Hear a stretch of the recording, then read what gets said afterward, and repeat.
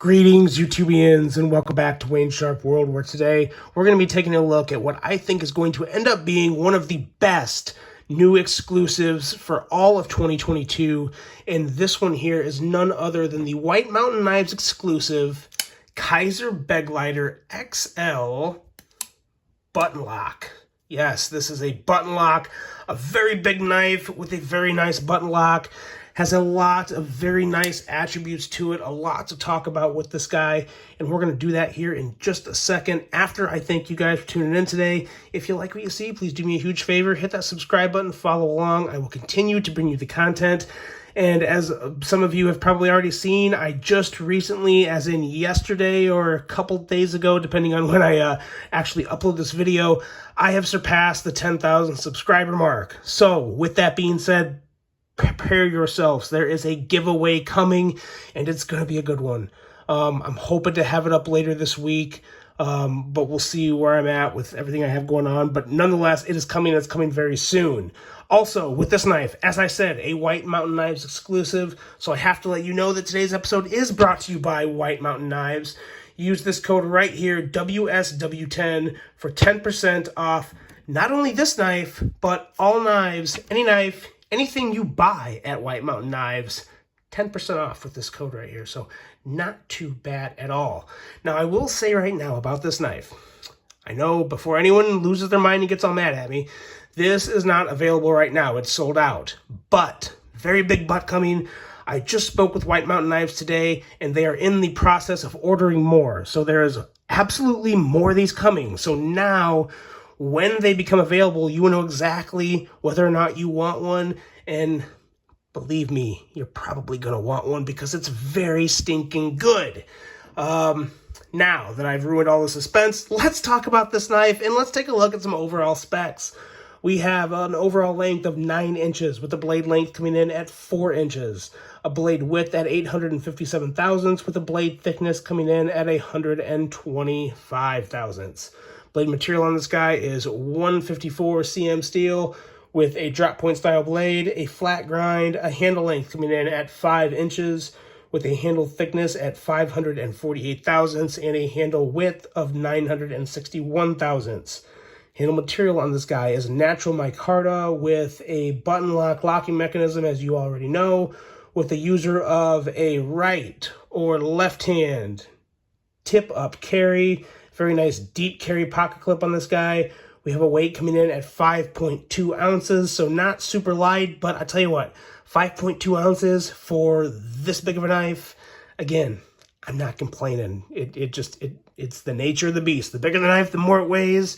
It's not really a pocket anchor. We'll talk more about that when we get to the carry section of this review. It is designed by Azo. If you guys haven't heard of him, he makes a lot of designs for Kizer. He's a very talented designer.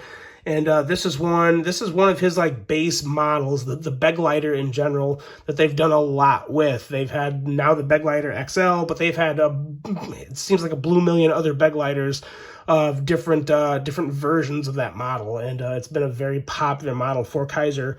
And boy, oh boy, I tell you what, this may be the best one. We have a price coming in at $80, $80 for a lot of knife.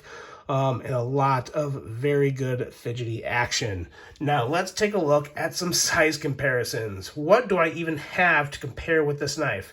Don't really have a big button lock, but I do have some bigger knives. We'll start off with a couple that aren't super big, but will help kind of put everything into a good comparison here. We have the Civivi Brazen, and we have the Spyderco Shaman. As you guys know, the Brazen and Shaman, they're not small knives, but they kind of look small compared to the Begleiter XL. Pretty big difference there. Now I got a couple other ones that will, I think, compare a little better in length here. We have the Microtech SOCOM Elite. As you can see, that measures up a little better. That's a little better. And as you can see, the only thing that really makes it a lot longer is the glass breaker there. If you get rid of the glass breaker, it's still maybe a quarter of an inch longer. And we also have the Demco Knives AD20. The AD20 and this Begleiter XL are kind of related in a way, and I'll explain that here in just a bit. But as you can see, definitely a honking big knife that I think a lot of people are going to enjoy. If you like big knives, if you like a high fidget factor, definitely one worth taking a look at. I'm going to bring this Demco Knives 8020 back in just a second and a little later into the review. But now let's talk about this knife and let's talk about this blade. What we have here is one big drop point blade that slices like an absolute laser beam. Why? Because not only do you have a relatively wide blade, I mean, not super wide, but definitely not a slim blade either. It has a nice little amount of width to it, but you have an edge reading coming in. Get ready for it, 15 thousandths. 15 thousandths behind the edge on this guy, with a stock that is, moderate average thickness of 125 thousandths. That's not a very thick stock, pretty average. So you combine all that together, relatively average stock, a high, almost pretty much full flat grind, and an edge coming in at 15 thousandths. Excellent cutting geometry, excellent everyday slicey big blade. It's really hard to go wrong with this unless you just don't like big knives, because it does such a good job. It gives you so much cutting edge, a lot of slicey cutting edge, and a very nice slicey tip too. As you can see, it's a nice EDC tip. Doesn't turn into a little sliver of nothing up here. You still have a little bit of sustainability, a little beefiness up here behind this tip to do some good work with. So a lot of good things going on with this blade. I really do love the swedge up towards the top. That helps just with the aesthetics really more than anything. Maybe help with a little cutting performance if you're just using the top of the blade. But I think more than anything, it's just for aesthetic purposes, but it does work very, very well. The jimping on the spine is so nice. It's not going to act like sandpaper on your thumb, but it's going to give you enough traction to where it's actually functional jimping that you will use and enjoy. The thumb studs. The thumb studs are pretty good. They're nothing super special. More than anything for this knife, they're placed in just the right spot. A bigger blade, it takes that, it takes a very, very proper placement of thumb studs to effortlessly kick out a blade, and you can do that thanks to the placement of these thumb studs. As for the flipper, the flipper is nice. I don't have a whole lot of issues with it, except for the jimping. As you can see, if you look close here, you can see that the jimping on the flipper tab is basically the exact same as the jimping on the spine of the blade. Now, it works good on the spine because there's a lot more of it. You only have two little jimping notches here on the flipper tab, and in my opinion, this is the only real fault of this knife. It's not a dire fault, but it is kind of annoying because it can get slippery back here. I'm moving my finger around. There's a lot of times I can go to deploy this blade and my finger will just slide off of the blade. You got to place it just right. It still grabs your finger pretty well. As you can see, that the action works well, but it's more slippery here than I would like. I'd like to see either a tighter jimping pattern or maybe just one extra little jimping notch like right here to help kind of bite your finger if you're coming in at kind of a more shallow angle to come use the flipper tab. If you're not coming all the way over like this, if you're coming in like this, sometimes you can just kind of slide off the flipper tab without deploying the blade. That can be an issue sometimes. I have done that. But again, the more you use it, the more you're familiar with it, you get comfortable. It's not really an issue, but it's something that I do wish. I'd like to see a little better jimping down there. Other than that, though, this blade is spot on, good to go. What about the handle and ergos? How are the handle and ergos on this knife? The ergos are pretty solid. They're nothing incredibly brilliant because for what this knife is, it's not meant to be all about the ergos. Some knives are geared more towards ergos than others. This one gives you a solid grip. that I don't really have any issues with. I will say, due to just the big size of the handle, medium to bigger size hands are gonna enjoy it more, I think, than smaller hands would. But I mean, that's really common sense. I don't think I'm, I'm not exactly unveiling a big mystery here when I say that. But just due to the width of the handle and everything, I think it's definitely geared more towards your average to bigger size hands. Not to say that smaller hands wouldn't like this, but again, just kind of a common sense thing. Fantastic grip on the micarta. This is a very nice micarta. Now, Kizer, for the most part, always has nice micarta. But this micarta, it almost seems like it was like pre-oiled. Sometimes a lot of people, when they get micarta knives in, they'll take a little beard oil or a little mineral oil and some type of oil. Everyone has different preferences. And they'll oil the scales to kind of bring out the grain and texture on the micarta. I don't know, I can't say for a fact that this has been done, but it kind of looks like it has, and that's fine with me. No issue. And I don't think that's what gave it the grip. That was just another thing that I kind of noticed. But the overall grip of this knife is very good. It has an extra bit of tackiness that I don't always get with Kizer's micarta, or not just Kizer's micarta, but any micarta in general. It has just an extra little bit of tackiness. I like that a whole lot. And, the bigger the knife, the bigger the blades, the more you want to take care of it and not screw anything up and drop it or lose grip of it, because, you're working with a lot of tool here. But very nice grip on the handle. As for the pocket clip, overall, I would say the pocket clip is a success.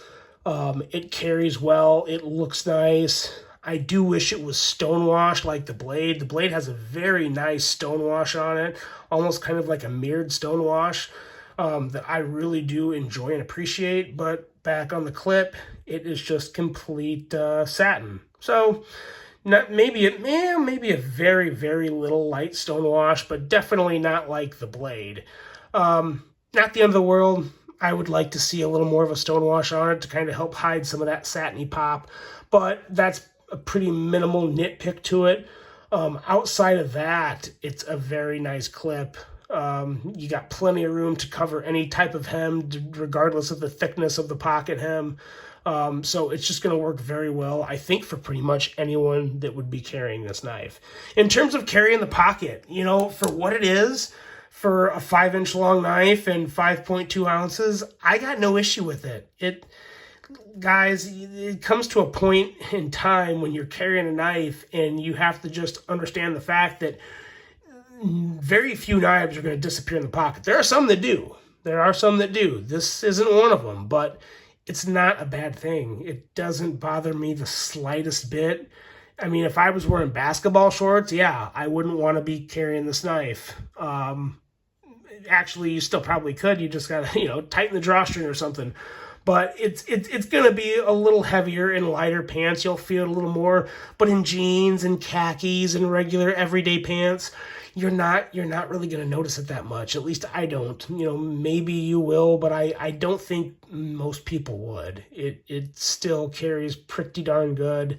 In terms of thickness, it's not really that thick than a lot of other knives, thicker than a lot of other knives. So there's no real issue there either. So I think sometimes the overall weight of a knife can be kind of exaggerated to where it's really not that big of a deal. And going into the button lock, that's another thing that I think is worth separately touching on with each button lock knife, because it's a very, very important aspect of it. The button itself is a very good size and perfectly located on the handle. For a few reasons, it keeps it out of the risk of, pushing the button in while you're using the knife. It's in a very safe place where you're not going to do that. And you also have just a very nice placement to where as you're deploying it, you can easily just flip that blade out and go back and forth into pushing it and closing it. So very ergonomically friendly in terms of using that button lock. And lastly, something that's very important with a button lock, the lockup on the back. Let's take a look at that. And there it is. Very, very solid lockup. No issues there whatsoever. Kizer did a fantastic job with this button lock. Plenty good button lock, or plenty good lockup. And when you push the button lock in, listen for kind of like the little pop, or some people will call it like a lock stick, but just listen for it. So you have that little pop or stick, whatever. That is not an issue. Don't complain about that, because let me tell you, with a button lock, you want that. You want to know that there's a nice, solid contact and engagement between the actual lock and the blade itself. So when I push this button in, and you hear that, that lets me know that there was a solid connection between the lock and the blade, so I don't have to worry about it slipping or popping loose while I'm using the knife. So don't mistake that for lock stick. I don't consider that lock stick on something like this. I like hearing that. That lets me know that I have a nice, secure lockup. Now, going into the action, there is so much to talk about with the action of this knife, because you have a flipper, you have thumb studs, you have the button lock. You can flip it open with just the button lock, which is very, very nice and fidgety. You can flip it open and close it all day. So fidgety. Then you have the thumb studs. The thumb studs can flip the knife open effortlessly, with no issue whatsoever. And then lastly, you can middle finger flick it, and it's so good in the hand. As you middle finger flick it, you can go right into closing it, and it is just an absolute fidget beast. There's, in terms of action and detent, there's nothing I would change about this knife. This detent is super, I mean, it's pretty much dialed in to where I cannot shake this blade out at all, but it effortlessly flips out. Kizer nailed the detent on this, and if this is any indication of what their button locks for the rest of the year are going to be like, Civivi has competition, because I gotta say, the Altus from Civivi is phenomenal. This is just as good, if not, I think it is a little better, just because I really like this big size and the weight of this blade. It makes it very, very fidget friendly, and the Altus is very fidget friendly too, but this is just so good. I mean, look at how easy this is to do. I'm going to bring this knife back out onto the table. The Demko 8020. For the longest time, I said that 8020 was the most fidget-friendly knife in terms of a big knife. It was the best big fidget-friendly knife you could get. It's still a great knife that is big and still very fidgety, but I have to say, the crown for the best big fidget knife now belongs to the Kizer Begleiter XL. It's just so stinking good. And it also, if you're talking about just pure cutting geometry and actual daily use, the actual blade of the Begleiter XL really is, in my opinion, better than the Demko 8020. It's not CPM 20 CV, I get that, but in terms of just sliciness and for I think most people's daily tasks and what they look for in a blade, I think you're going to benefit more from a thinner, slicier blade than you would this chunky beast of a blade from the Demko 8020. It still works, it's still good, there's nothing hugely massively wrong with it, but you get a lot more sliciness in the blade with the Begleiter XL. I personally always look for a slicier blade. Not that I still don't love and enjoy my 8020, but in terms of just what's going to give me the best use on a daily basis, it really is this blade right here. And and this would beat a lot of other blades too, because there's not many blades that come down to an edge rating of 15 thousandths. I mean, there's just not many. There's still some, but there's definitely none this big with a button lock. And I tell you, makes this knife pretty stinking awesome. So, fidget factor through the roof, fit and finish on point, aesthetics, very, very nice. Love the blade shape, nice, pretty much average neutral type of handle shape for a knife, but it all comes together, it all works. There's a real good synergy going on with this knife between the quality and the fidget factor and everything else good about this knife, guys. This is a home run. Overall thoughts are extremely, extremely good. I wasn't really expecting it to be a whole lot less than what it is, to be honest, guys. White Mountain Knives comes out with fantastic exclusives. Anything with Kizer is usually going to be really good. It's a safe bet. This is not just a safe bet. Like I said, it is a home run. It's a great knife. It's arguably going to be, I think, one of the best button locks of 2022. And I'm really looking forward to seeing, again, this is absolutely the year of the button lock. And it's going to be really interesting to see what else comes out the rest of the year that's going to top this, because the bar has been set very high between this Begleiter XL and the Civivi Altis. Two fantastic button locks, one a lot bigger than the other right here. Very interested to see what the rest of the button lock, how the button locks are going to play out for the rest of this year. So let me know what you guys think of this. Like I said, if you want one of these, if you want to pick one up, follow White Mountain Knives. Subscribe to their email listings. Follow them on Instagram. They're very good at letting people know when knives are going to be in, and there's more of these guys coming in. The Kizer, the White Mountain Knives exclusive Kizer Begleiter XL button lock. You guys don't want to miss out on this when it comes out again. I don't know when it's going to be, but it's going to be sometime this year. Follow White Mountain Knives. They'll let you know. Let me know what you think of this, guys. Who else was able to pick one of these up? Let me know your thoughts. I've heard a lot of positive things about it. I haven't heard anything negative. But let me know what you think about this, guys. I hope you enjoyed this one. I hope you have a great rest of your day. And until the next one, I'm out.